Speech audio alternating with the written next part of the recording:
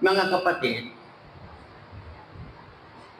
sa verse 27, ang sabi dito'y, ibinigay sa akin ng aking Ama ang lahat ng bagay. Walang nakakakilala sa anak kundi ang Ama, at walang nakakakilala sa Ama kundi ang anak, at iyaong marapating pagpahayagan ng anak. Ano ang pangalawang punto? Ang natatanging ugnayan ng Ama at ng anak. Pag sinabi nating ugnayan, mga kapatid, ang sabi doon, walang nakakakilala sa Ama kundi ang anak,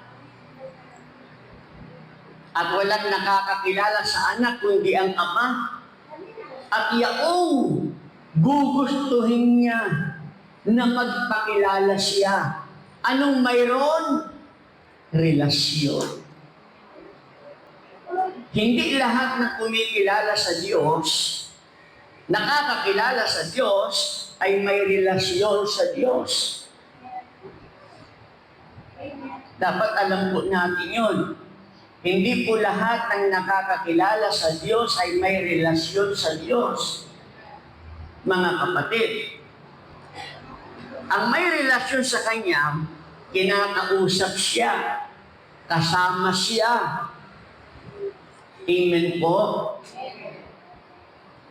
Ang lahat po ng kapangyarihan ay ipinagkaloob po sa Panginoong Hesus. Walang sino man ang lubusang nakakakilala sa Ama, maliban sa anak. At sa kanino mang pipiliin ng anak na ipakilala ito.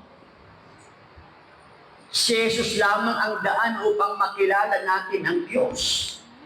Hindi natin makikilala ang Diyos, ang Ama, kung hindi natin kilala ang anak. Yung pangalawang punto po dito, yung ugnayan. Diba? Ang taong may relasyon sa Diyos, kinakausap ang Diyos, kasama sa buhay ang Diyos, at sa bawat desisyon, kinakausap ang Diyos.